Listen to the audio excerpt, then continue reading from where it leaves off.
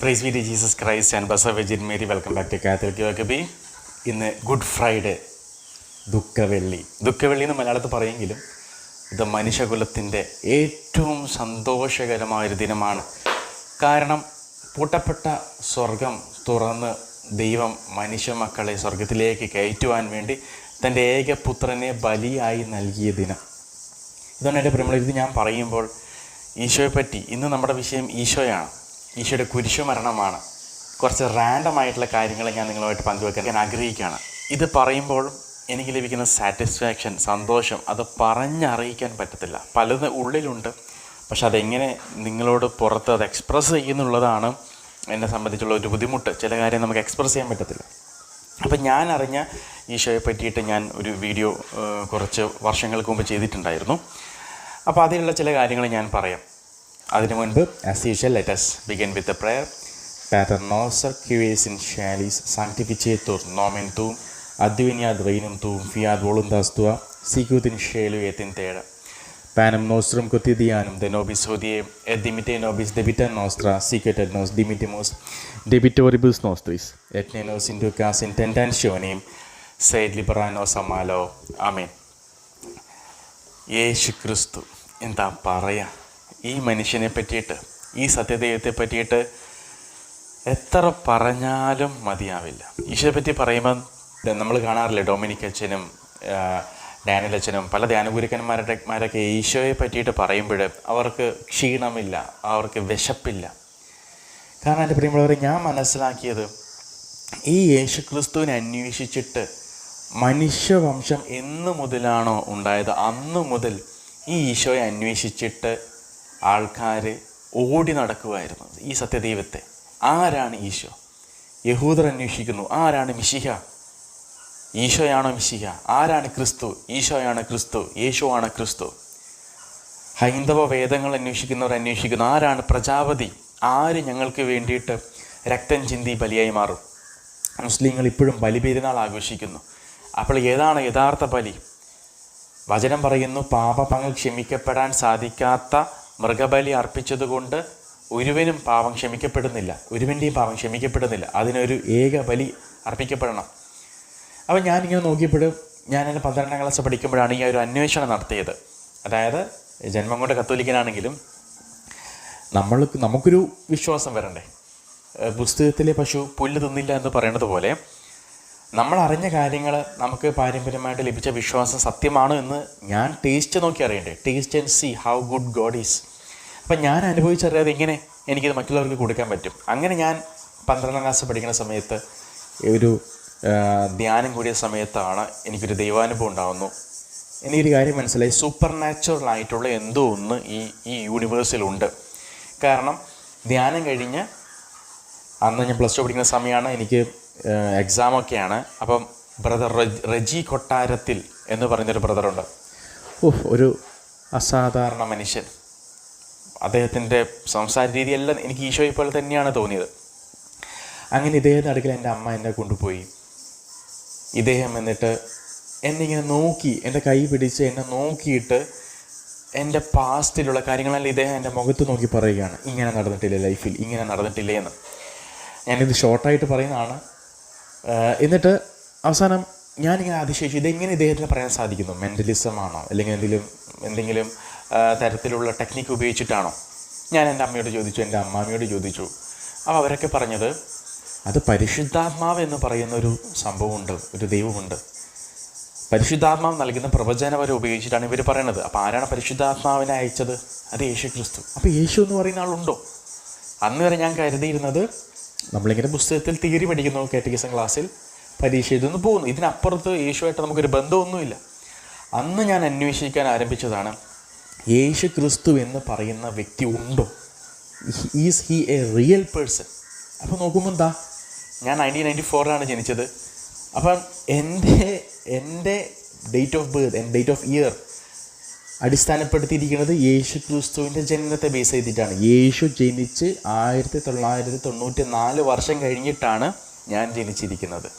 അപ്പോൾ ചരിത്ര പുരുഷനാണ്. ഇപ്പോൾ പത്രങ്ങളിൽ നോക്കുമ്പോൾ കാണുന്നു ക്രിസ്തു വർഷം. അപ്പോൾ ഹിസ്റ്ററിക്കൽ പേഴ്സണാണ് ഈശോ, മനസ്സിലായി.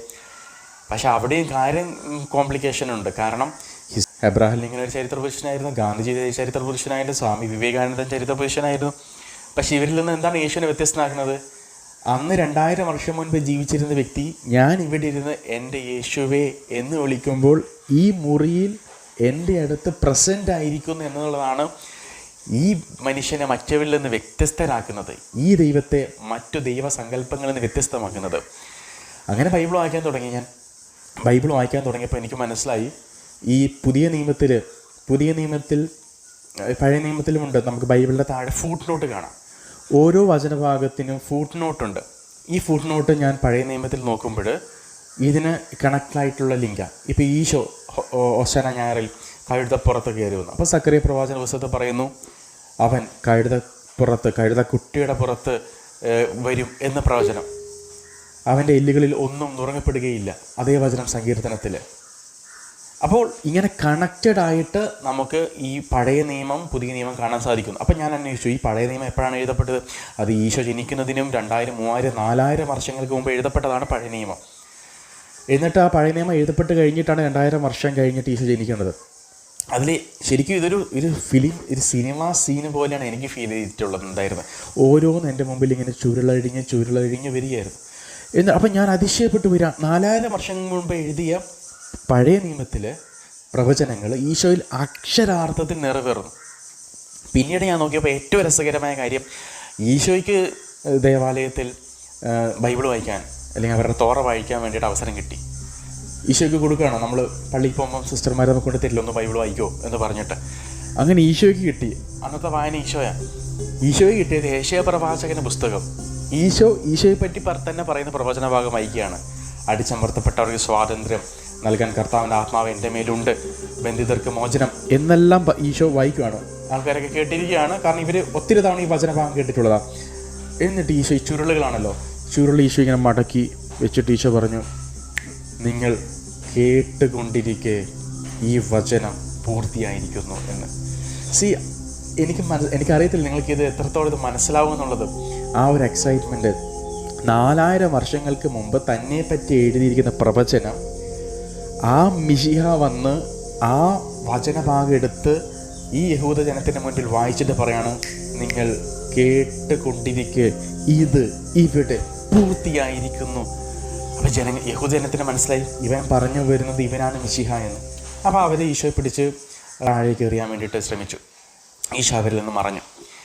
അപ്പം ഞാൻ മനസ്സിലാക്കി, എൻ്റെ ദൈവമേ, അപ്പം യഹൂദർ ഒരു മിശിഹായെ, ഒരു ക്രിസ്തുവിനെ കാത്തിരുന്നു. പക്ഷെ അവർക്ക് മനസ്സിലായില്ല ഈശോയാണ് മിശിഹ എന്നുള്ളത്. അങ്ങനെ ഞാൻ മറ്റ് മതഗ്രന്ഥങ്ങളിലോട്ട് പോയി, മറ്റ് മതഗ്രന്ഥങ്ങളിൽ എന്താണ് ഈശോയെ പറ്റി പറയുന്നത് എന്നുള്ളത്. അങ്ങനെ എന്നെ സ്ട്രൈക്ക് ചെയ്ത കുറച്ച് കാര്യങ്ങളാണ് ഞാൻ പറയണത്. അപ്പം അതിൻ്റെ കൂടെ അരവിന്ദാക്ഷ മേനോൻ എന്ന് പറഞ്ഞിട്ടുള്ള ഒരു ഹൈന്ദവ വിശ്വാസി, അദ്ദേഹം നിരീശ്വരവാദിയായിരുന്നു. പിന്നീട് വേദങ്ങളിലൂടെ അദ്ദേഹം ഈശോയെ അറിഞ്ഞു. അപ്പം ഇദ്ദേഹം പറയുന്ന കാര്യങ്ങൾ ഞാൻ അന്ന് ഇൻ്റർനെറ്റിൽ തപ്പി വായിച്ചിട്ടുള്ള കാര്യങ്ങളാണ്. എന്നെ അതിശയപ്പെടുത്തിയിട്ടുള്ള കുറച്ച് കാര്യങ്ങൾ. അപ്പോൾ ഇതിൽ ഏറ്റവും അത്ഭുതപ്പെടുന്ന കുറച്ച് കാര്യം, വേദങ്ങളിൽ പറയുന്നൊരു കാര്യം ഇതാണ്, ഞാൻ വായിച്ചു തരാം. സാമവേദത്തിൽ ഇപ്രകാരമാണ് പറയുന്നത്. ഞാൻ ഈ സംസ്കൃത ശ്ലോകങ്ങൾ വായിക്കാൻ വേണ്ടിയിട്ട് ഞാൻ അക്രമം കാണിക്കുന്നില്ല, കാരണം ഇത് അത്രയും മലയാളമല്ലല്ലോ. അപ്പോൾ മലയാളം സംസ്കൃതത്തിൽ എഴുതാൻ ബുദ്ധിമുട്ടാണ്. അപ്പോൾ ഇത് ഞാൻ AI കൊണ്ട് വായിപ്പിക്കാൻ ശ്രമിക്കാം, അല്ലെങ്കിൽ ഞാനിത് സ്ക്രീൻ എഴുതി കാണിക്കാം. ലിവ് ഹിയർ ഗോത്രം മഹക്കൗ എന്ന് പറഞ്ഞ് തുടങ്ങുന്ന ശ്ലോകം. അപ്പോൾ ഇതിൻ്റെ അർത്ഥം ഇങ്ങനെയാണ്: ലോകരക്ഷകൻ ഒരു കാലിത്തൊഴുത്തിൽ കന്യകയുടെ മകനായി അവതാരമെടുക്കും. ലോകത്തിൻ്റെ മുഴുവനായ അവൻ തൻ്റെ ജനത്തിൻ്റെ പാപപരിഹാരത്തിനായി തൻ്റെ ശരീരത്തെ തന്നെ ദാനമാക്കി അനുവദിച്ചിരിക്കുന്നു. എത്ര കൃത്യമാണ്! ലോകരക്ഷകൻ കാലിത്തൊഴുത്തിൽ ജനിക്കും. ക്രിസ്ത്യാനികളായിട്ടുള്ള നമുക്കറിയാം ഇത് ഈശോയെ പറ്റിയിട്ടാണെന്നുള്ളത്. അടുത്തത് തണ്ഡ്യ മഹാബ്രാഹ്മണത്തിൽ ഇപ്രകാരമാണ് പറയുന്നത്. അതിലൊരു ശ്ലോകം ഇങ്ങനെയാണ്: സർവപാപ പരിഹാര രക്തപ്രോക്ഷണ മാവാശകം.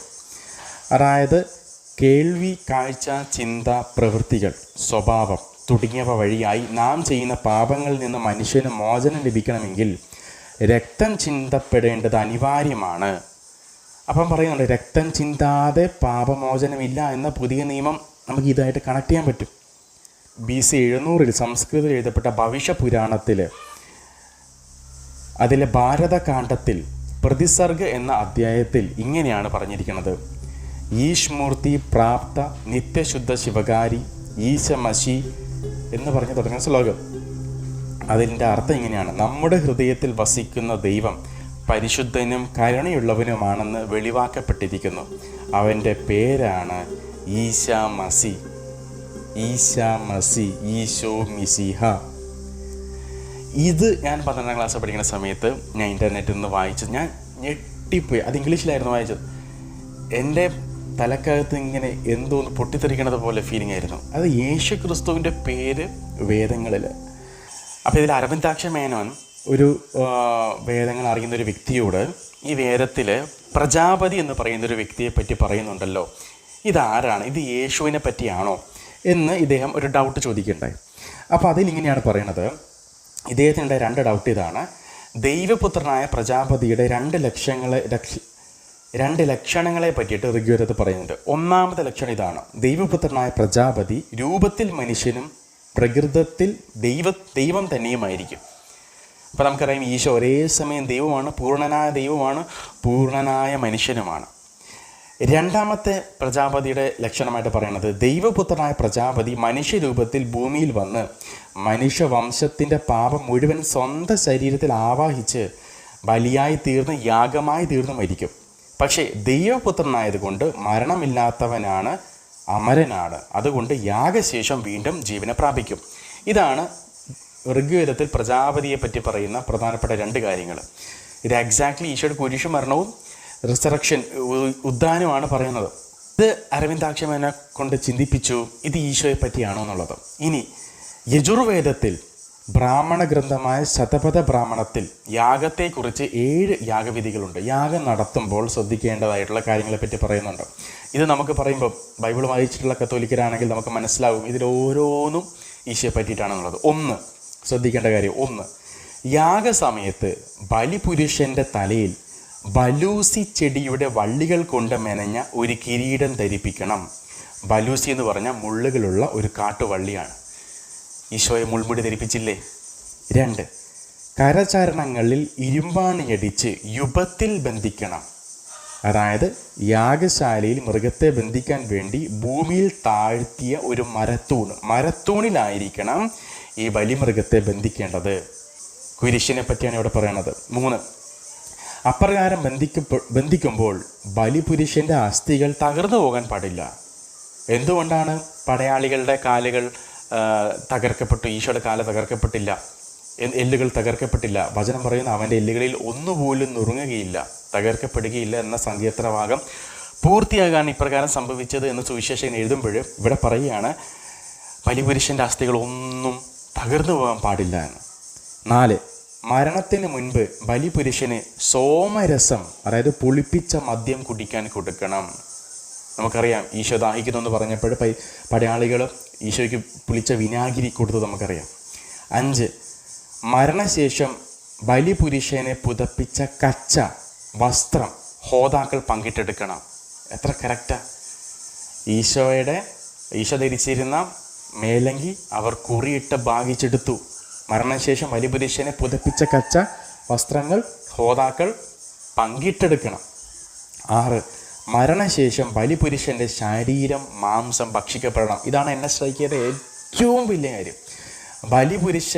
മരണശേഷം ബലിപുരുഷൻ്റെ ശരീരം മാംസം ഭക്ഷിക്കപ്പെടണം. 7ാമത്തത് ഇതിനോട് ചേർന്നാണ് മരണശേഷം ബലിപുരുഷൻ്റെ രക്തം പാനം ചെയ്യപ്പെടണം. പറയുമ്പോൾ അവർ എത്ര കൃത്യമായിട്ടാണ് ഈ കാര്യങ്ങൾ. അപ്പോൾ ഇവിടെ ഈശോ പറയുകയാണ്, ഈശോ യോഹന്നാന്റെ സുവിശേഷം 6-ാം അധ്യായത്തിൽ ഈശോ ഇങ്ങനെ ചങ്ക് പറിച്ചിട്ട് ഈശോ പറയുന്നുണ്ട്, എൻ്റെ രക്തം, എൻ്റെ ശരീരം നിങ്ങൾ പാനം ചെയ്യ്, ഇത് ഭക്ഷിക്കുന്നവൻ ഒരിക്കലും മരിക്കുകയില്ല, അവന് നിത്യജീവനുണ്ട്, അന്ത്യ ദിവസം ഞാൻ അവനെ ഉയർപ്പിക്കുമെന്ന് ഈശോ റിപ്പീറ്റഡായിട്ട് പരിശുദ്ധ കുർബാനയെ പറ്റി ഇങ്ങനെ പറഞ്ഞുകൊണ്ടിരിക്കുക. അപ്പോൾ യഹൂദർ സംശയിച്ചു, ഇവൻ ആ തച്ചൻ്റെ മകനല്ലേ, ഇവനൊരു ആശാരിയല്ലേ, ഇവൻ്റെ അമ്മയും അപ്പനെയൊക്കെ നമുക്ക് അറിഞ്ഞൂടെ, പിന്നെ എങ്ങനെയാണ് ഇവൻ പറയണത് സ്വർഗത്തിൽ നിന്ന് ഇറങ്ങി വന്ന ജീവൻ്റെ അപ്പമാണെന്ന്? അപ്പം ഈശോ പറഞ്ഞൊരു കാര്യമുണ്ട്, എൻ്റെ ശരീരം ഭക്ഷിക്കുകയോ എൻ്റെ രക്തം പാനം ചെയ്യുകയോ ചെയ്യുന്നില്ലെങ്കിൽ നിങ്ങൾക്ക് ജീവൻ ഉണ്ടായിരിക്കുകയില്ല. എത്ര സ്ട്രോങ്ങാ! എന്നിട്ട് ഇത് കേട്ട് ഈ വചനം കഠിനമാണ് എന്ന് പറഞ്ഞ ആൾക്കാർ പിരിഞ്ഞു പോയപ്പോൾ 100 ആടുകളിൽ ഒന്നിനെ ഒന്ന് പോയാൽ അതിനെ തേടിപ്പോകുന്ന ഈശോ തേടിപ്പോയില്ല. എന്തുകൊണ്ടാണ്? അന്ന് ഏദൻ തോട്ടത്തിൽ വെച്ച് നമ്മുടെ ആദ്യ മാതാപിതാക്കൾ ആദോ ഹവ്വയിൽ പാപം ചെയ്തു. അവർ കഴിക്കാൻ പാടില്ലെന്ന് പറഞ്ഞ ഫലം കഴിച്ചു. അപ്പോൾ ദൈവം പറയാണ്, ഓക്കെ, ഞാൻ കഴിക്കാൻ പാടില്ല എന്ന് പറഞ്ഞ ഫലം കഴിച്ചപ്പോൾ എന്ത് സംഭവിച്ചു? നിങ്ങൾ സ്പിരിച്വലി മരിച്ചു.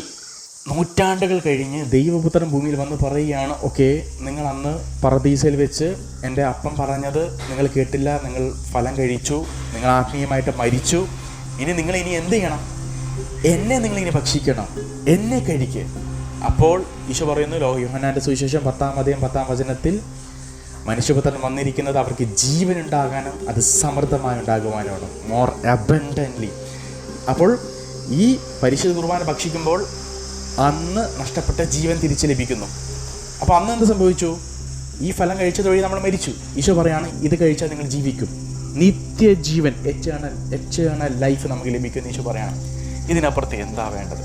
അപ്പം ഞാനിതെല്ലാം നിങ്ങളൊന്ന് 12ാം ക്ലാസ്സുകാരൻ്റെ ഒരു മനസ്സിൽ നിങ്ങൾ ചിന്തിക്കണം. ഇതെല്ലാം അറിഞ്ഞു കഴിഞ്ഞപ്പോൾ ഞാനിങ്ങനെ എന്താ പറയുക, വണ്ടറടിച്ചു പോയി. എൻ്റെ ദൈവമേ, ഈ ഈശോയെ അറിയാൻ ലേറ്റായി പോയല്ലോ, എത്ര കുർബാനകൾ മിസ് ചെയ്ത്.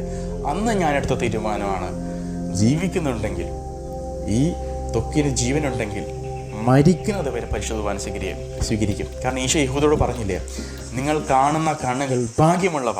കാരണം നൂറ്റാണ്ടുകൾക്ക് പിറകിലോട്ട് രാജാക്കന്മാർ, പ്രഭുക്കന്മാർ, നേതാക്കന്മാർ എല്ലാവരും ഈ രക്ഷകനെ കാണാൻ ശ്രമിച്ചു, പക്ഷെ കാണാൻ സാധിച്ചില്ല. നിങ്ങൾ കേൾക്കുന്ന കാതുകൾ ഭാഗ്യമുള്ളവ. കാരണം പലരും ഈ രക്ഷകൻ്റെ ശബ്ദം കേൾക്കാൻ ആഗ്രഹിച്ചു, പക്ഷെ ആർക്കും സാധിച്ചില്ല. കാലത്തിൻ്റെ പൂർണ്ണതയിൽ 2000 വർഷങ്ങൾക്ക് മുമ്പ് ബത്ലഹേമിലെ കാലിത്തൊഴുത്തിൽ ഈ രക്ഷകൻ വന്ന് പിറന്ന് ബലിയായി തീർന്ന് ആ പരിശുദ്ധ കുർബാന താൻ സ്ഥാപിച്ച കത്തോലിക്ക് തിരുസഭ വഴി കർത്താവ് ഇങ്ങനെ വിളമ്പി നമുക്ക് തരുമ്പോൾ അതിനോട് നമുക്കൊരു താല്പര്യമില്ല. അപ്പം ഞാനിത് ചിന്തിച്ചപ്പോൾ എൻ്റെ ദൈവമേ, ഈ ഈശോയെ അറിയാൻ ലേറ്റായി പോയല്ലോ. അതുകൊണ്ടായിട്ട് പറയുമ്പോഴവരെ, നമ്മൾ ജീവിക്കുന്നുണ്ടെങ്കിലുണ്ടല്ലോ, നമ്മുടെ ലൈഫ് നിങ്ങൾക്ക് റിസ്ക് എടുക്കാൻ താല്പര്യമുണ്ടെങ്കിൽ ഈ യേശു ക്രിസ്തുവിന് വേണ്ടി റിസ്ക് എടുത്തോണം. നിങ്ങൾക്ക് അഡ്രസ്സോടുകൂടെ മരിക്കാം. ഉറപ്പായിട്ടും ഈ ഈശോയെ ഫോളോ ചെയ്ത നിത്യജീവനുണ്ട്. അപ്പോൾ ഇത് ഞാൻ അറിഞ്ഞു കഴിഞ്ഞപ്പോൾ എനിക്കുണ്ടായിരുന്ന എക്സൈറ്റ്മെൻറ്റ് അത് പറഞ്ഞറിയിക്കാൻ വയ്യാത്തതാണ്. ഈ ഒരൊറ്റ കാരണം, അതായത് ഈ യേശു എന്ന് പറയുന്ന വ്യക്തി ഈശോയെ എൻ്റെ പപ്പ എന്ന് പറയുമ്പം നമ്മുടെ റൂമിൽ വന്ന് നമ്മുടെ കാര്യങ്ങൾ കേൾക്കുന്നു എന്നുള്ളത് ഞാൻ എത്രയോ തവണ അനുഭവിച്ചറിഞ്ഞിട്ടുള്ള കാര്യമാണ്. അതായത് ഞാൻ എൻ്റെ മുറിയിൽ ആരോടും പറയാതെ എൻ്റെ പേഴ്സണൽ പ്രേയറിൽ പറഞ്ഞ കാര്യങ്ങൾ എത്രയോ തവണ സ്പിരിച്വൽ കൗൺസിലിങ്ങിന് ധ്യാനങ്ങളിൽ പോകുമ്പോൾ എന്നോട് പറയുന്നുണ്ട്. ഇവൻ ഞാൻ പാടിയ പാട്ട് പോലും, ഞാൻ നടന്നു പോകുമ്പോൾ എൻ്റെ കാൽമുട്ട് എവിടെയും ഒന്ന് ഇടിച്ചു പോയാൽ ആ ഒരു രംഗം പോലും ദൈവം കൗൺസിലർമാർ വഴി പറഞ്ഞു തരികയാണ്. അതായത് ഇതുപോലും ദൈവം നോട്ട് ചെയ്യുന്നുണ്ട്. നീ പറയുന്ന എല്ലാം ദൈവം കാണുന്നുണ്ട്. നമുക്കൊരു ചിന്തയുണ്ട്, നമ്മളൊരു 100 തവണ പ്രാർത്ഥിച്ചാലേ, 100 തവണ യേശുവേ എന്ന് വിളിച്ചാലേ യേശു വരുന്നോ. നമ്മൾ ഹൃദയം കൊണ്ട് ഈശോയെ എന്ന് പറഞ്ഞ് പ്രാർത്ഥിക്കുമ്പോൾ ഈശോ നമ്മുടെ മുമ്പിൽ വരുന്നുണ്ട്. ഇത് അക്ഷരാർത്ഥത്തിൽ സത്യമാണ്. അവിടെ ഇങ്ങനെ ഒരു ഈശോയെ കിട്ടിയതിൽ, ആ ഈശോ സ്ഥാപിച്ച കത്തോലിക്ക സഭയിൽ അംഗമായതിൽ നമുക്ക് അഭിമാനിക്കാൻ. എൻ്റെ പ്രിയമുള്ളവരെ, നമ്മളെപ്പോഴും ഒരു ബുദ്ധിമുട്ട് വരുമ്പോൾ പറയുന്ന ഒരു കാര്യമാണ്, ജീസസ് ഐ ട്രസ്റ്റ് ഇൻ. ഈശോയെ ഞാൻ അങ്ങനെ ആശ്രയിക്കുന്നു. ഈശോയെ കൊണ്ട് പരിഹരിക്കാൻ പറ്റാത്തതായിട്ട് ഒന്നുമില്ല എൻ്റെ പ്രിയമുള്ളവരെ. അതുകൊണ്ട് ദയവ് ചെയ്ത് ജീവിതം എല്ലാം തീർന്നെന്ന് വിചാരിച്ച് നിങ്ങൾ ജീവിതം അവസാനിപ്പിക്കരുത്. ഈശോയെ വിളിക്കൂ, ഉറപ്പായിട്ട് ഈശോ സഹായിക്കും. ഞാൻ എൻ്റെ രക്തം കൊണ്ട് ഞാനിത് നിങ്ങൾക്ക് സാക്ഷ്യപ്പെടുത്തി തരാം, നിങ്ങൾക്ക് വേണമെങ്കിൽ. അതുകൊണ്ട് പ്രിയമുള്ളവരെ, ഈ ദുഃഖവെള്ളി ദിവസം നമ്മൾ ആത്മാർത്ഥമായിട്ട് ദൈവപിതാവിന് നന്ദി പറയണം. ഈ ഈശോയെ നമുക്ക് ബലിയായിട്ട് നരകാഗ്നിയിൽ വീഴാതിരിക്കാൻ നമുക്ക് ബലിയായിട്ട് തന്ന ഈ ഈശോയെ തന്നതിന് ദൈവപിതാവിന് നന്ദി പറയണം. ഈ ഈശോയ്ക്ക് വേണ്ടി നമ്മൾ ജീവിക്കണം. നമ്മുടെ വാക്കും പ്രവൃത്തിയും, നമ്മളൊരു ഫോൺ വാങ്ങിച്ചാൽ അത് ഈശോയ്ക്ക് വേണ്ടിയിട്ട്, നമ്മളൊരു കാറ് വാങ്ങിച്ചാൽ അത് ഈശോയ്ക്ക് വേണ്ടിയിട്ട്, ഭക്ഷണം കഴിക്കുമ്പോൾ നമ്മൾ പ്രാർത്ഥിച്ചിട്ട് കഴിക്കുക, അത് ഈശോയ്ക്ക് വേണ്ടി, ഈശോയെ മഹത്വപ്പെടുത്താൻ വേണ്ടി. അങ്ങനെ നമ്മൾ ഈശോയെ മഹത്വപ്പെടുത്താൻ വേണ്ടി നമ്മൾ ചെയ്യേണ്ട കാര്യങ്ങൾ ചെയ്യണം. അതുപോലെ ഈ ലോകരക്ഷകനെ ലോകമറിയുന്നതിന് വേണ്ടിയിട്ട് നമ്മളെ കൊണ്ട് ചെയ്യാൻ പറ്റുന്നതിൻ്റെ മാക്സിമം നമ്മൾ ചെയ്യണം. സിയാനയിലെ വിശുദ്ധ കാതറിനോട് ഒരിക്കൽ ആരോ ചോദിച്ചു, അല്ല സിസ്റ്ററെ ഉറക്കമൊന്നും ഇല്ലേ എന്ന് പറഞ്ഞപ്പോൾ സിസ്റ്റർ 2-3 മണിക്കൂർ ഉറങ്ങാറുള്ളൂ. സിസ്റ്റർ പറഞ്ഞ കാര്യം ഇതാണ്, എങ്ങനെ ഉറങ്ങും ഈ രക്ഷകനെ അറിഞ്ഞിട്ട്, ഇത് 4 ആളോട് പറയാതെ ആത്മാക്കളെ നേടാതെ എനിക്ക് ഉറക്കം വരുന്നില്ല എന്നാണ് സിയാനയിൽ വിശുദ്ധ കാതറിൻ പറയുന്നത്. അതുകൊണ്ട് പറയുമ്പോൾ ഈ ഈശോ സാധാരണക്കാരനല്ല കേട്ടോ. ഈ ദൈവത്തെ നമ്മൾ അറിഞ്ഞാൽ നമ്മുടെ ലൈഫ് നമ്മൾ വേറെ ആംഗിളിൽ നിന്നായിരിക്കും നമ്മൾ കാണുക. അതുകൊണ്ടാണ് പറയുമ്പോൾ ഈശോയെ പ്രഘോഷിക്കും. നിങ്ങളൊരു യൂട്യൂബ് ചാനൽ തുടങ്ങുക, നിങ്ങൾ വാട്സാപ്പിൽ സ്റ്റാറ്റസ് ഇടുക, നിങ്ങൾ ഫേസ്ബുക്കിൽ വചനം പങ്കുവയ്ക്കുക. പരമാവധി നിങ്ങളെ കൊണ്ട് പറ്റുന്ന രീതി നിങ്ങൾ ചെയ്യും. നമുക്കൊരു സ്റ്റേജ് കിട്ടണമെന്നില്ല ഈശോയെ പറ്റി പറയാം. നമുക്കിങ്ങനെ യൂട്യൂബ് ചാനൽ തന്നെ വേണമെന്നൊരു നിർബന്ധമില്ല. അങ്ങനെ കഴിയുള്ളവരങ്ങനെ ചെയ്യട്ടെ. നമുക്ക് നമ്മുടെ മുറിയിൽ കഥകടച്ചിരുന്ന് ജപമാല ചൊല്ലി ആത്മാക്കൾ കൊണ്ട് പ്രാർത്ഥിക്കാൻ പറ്റൂ, കരുണ കൊണ്ട് ചൊല്ലി പ്രാർത്ഥിക്കാൻ പറ്റൂ. ആ വ്യക്തി മാനസാന്തരപ്പെടും. ഏത് വ്യക്തിയാണോ മാനസാന്തരപ്പെടുത്തേണ്ടത് ആ വ്യക്തിയുടെ പേര് പറയാ, ജപമാല ചൊല്ലുക, ആ വ്യക്തി മാനസാന്തരപ്പെടും. അതുകൊണ്ട് എല്ലാവരും ഈശോ സമൃദ്ധമായിട്ട് അനുഗ്രഹിക്കട്ടെ. എല്ലാവർക്കും നല്ലൊരു ദുഃഖവെള്ളിയും ഈസ്റ്ററും ഞാൻ ആശംസിക്കുകയാണ്. പരിശുദ്ധ കന്യകാമറിയത്തോട് പ്രാർത്ഥിച്ചുകൊണ്ട് നമുക്ക് അവസാനിപ്പിക്കാം. ആവേ മരിയ ഗ്രാസിയ പ്ലാന ഡോമിനിസ്തേക്കും ബെനഡിക്താത്തുൻ മുളേരിബുസ് എത് ബെനഡിക്ടൂസ് ഫ്രുക്ടൂസ് വെൻട്രീസ് യേസുസ് സാങ്ക്ത മരിയ മാതർ ദെയും ഓരാ പ്രോ നോബിസ് പെക്കാത്തോരിബുസ് നുങ്കേത്തിൻ ഓരാ മോർത്തിസ് നോസ്ത്രേ. ആമേൻ. വിവ ക്രിസ്തുവേ.